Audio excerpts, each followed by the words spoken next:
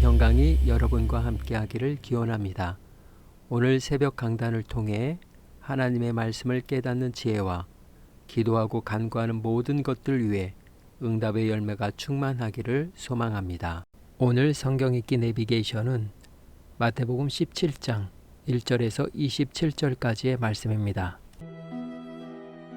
엿새 후에 예수께서 베드로와 야고보와 그 형제 요한을 데리시고 따로 높은 산에 올라가셨더니 그들 앞에서 변형되사 그 얼굴이 해같이 빛나며 옷이 빛과 같이 희어졌더라. 그때 모세와 엘리야가 예수와 더불어 말하는 것이 그들에게 보이거늘 베드로가 예수께 여쭈어 이르되 주여, 우리가 여기 있는 것이 좋사오니 만일 주께서 원하시면 내가 여기서 초막 셋을 쥘때 하나는 주님을 위하여, 하나는 모세를 위하여, 하나는 엘리야를 위하여 하리이다. 말할 때 호련히 빛난 구름이 그들을 덮으며 구름 속에서 소리가 나서 이르시되 이는 내 사랑하는 아들이요 내 기뻐하는 자니 너희는 그의 말을 들으라. 제자들이 듣고 엎드려 심히 두려워하니 예수께서 나와 그들에게 손을 빼시며 일어나라, 두려워하지 말라. 제자들이 눈을 들고 보매 오직 예수 외에는 아무도 보이지 아니하더라. 그들이 산에서 내려올 때 예수께서 명하여 이르시되 인자가 죽은 자 가운데서 살아나기 전에는 본 것을 아무에게도 이르지 말라. 그러면 어찌하여 서기관들이 엘리야가 먼저 와야 하리라 하나이까?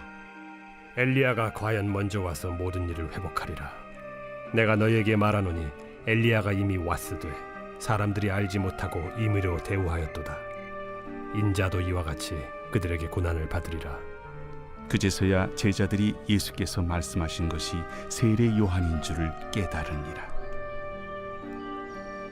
그들이 무리에게 이르매 한 사람이 예수께 와서 꿇어 엎드려 이르되 주여, 내 아들을 불쌍히 여기소서.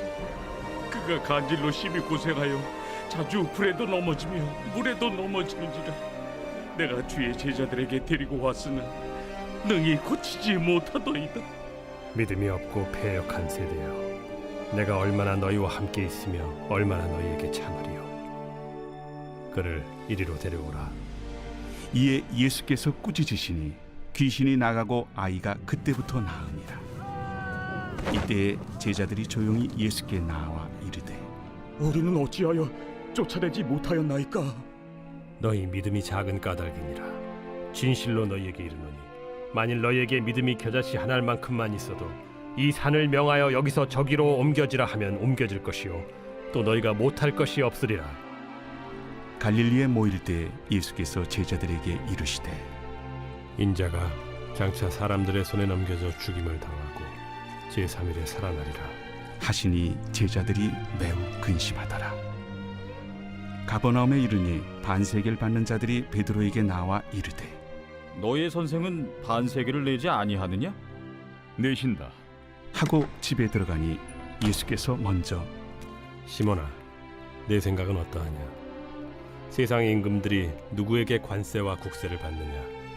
자기 아들에게냐 타인에게냐? 타인에게니이다. 그렇다면 아들들은 세를 면하리라. 그러나 우리가 그들이 실족하지 않게 하기 위하여 네가 바다에 가서 낚시를 던져 먼저 오르는 고기를 가져 입을 열면 돈 한 세겔을 얻을 것이니 가져다가 나와 너를 위하여 주라.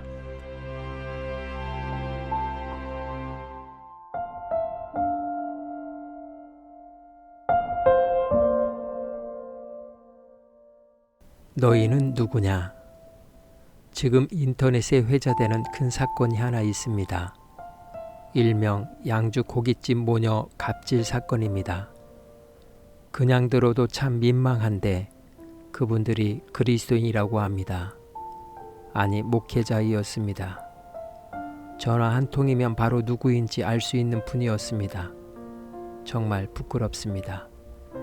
같은 그리스도인이요 목회자로서 고깃집 사장이나 이웃들에게 대신 사과를 드립니다.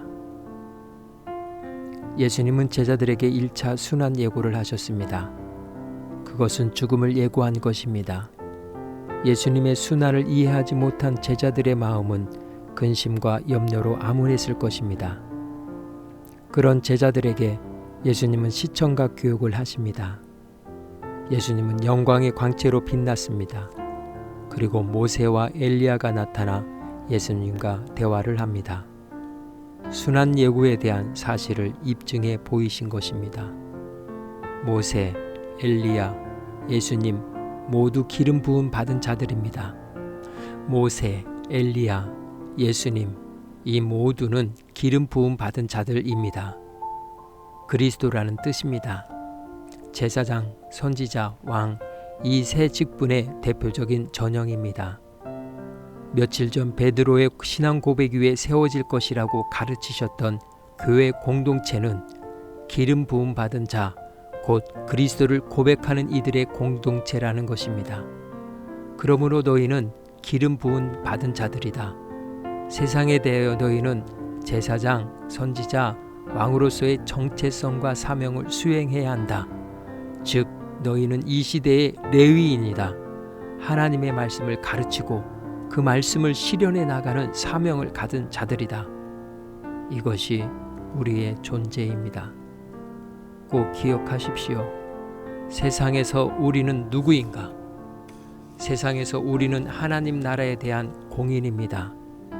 우리가 곧 하나님이요 하나님 나라입니다.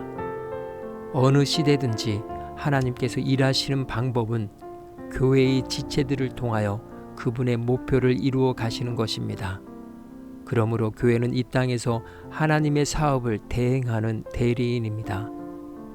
고깃집 모녀의 이야기는 바로 우리의 이야기입니다. 세상은 말하지 않지만 우리도 그러고 있지 않나 반성해 봅니다. 주님은 우리를 그리스도인이라고 구별하여 부르셨는데 말입니다. 이 시간 우리의 허물을 고백하고 회개하며 이 시대의 레인으로서 살아가도록 결단의 자리로 나아갑니다.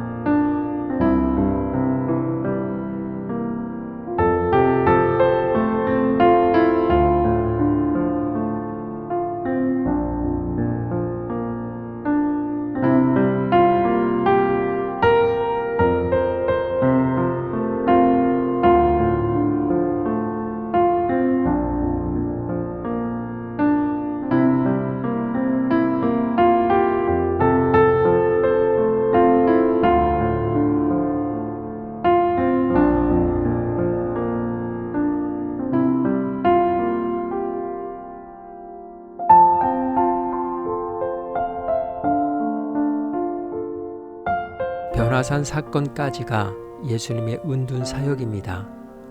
이제 예수님은 예루살렘으로 가십니다. 그러기 위해 가버나움을 잠깐 들리십니다. 다시 돌아오지 못할 그곳에서도 제자들로서 살아가는 방법을 교훈하십니다. 하나님 나라의 백성으로서 자유함을 누리되 세상에 대하여 의무를 다하라고 하십니다. 사랑의 하나님, 예수님께서 우리에게 너희는 누구냐라고 질문하시듯 세상도 우리에게 너희는 누구냐라고 말합니다. 이 말은 우리가 누구인지를 보여주지 못하고 있다는 말일 것입니다. 주님은 우리를 세상의 소금과 빛이라고 하셨습니다. 그 빛은 하나님을 반사해내는 빛입니다. 주님, 내 삶을 통해 하나님의 이름이 거룩하여지게 하옵소서. 주님의 영광을 나타나게 하옵소서. 오늘은 이렇게 고백하며 나아갑니다. 나는 그리스도인입니다. 예수님의 이름으로 기도합니다. 아멘. 이제 음악이 마칠 때까지 자유롭게 기도합니다. 하나님께서 우리의 기도에 귀 기울여 주십니다.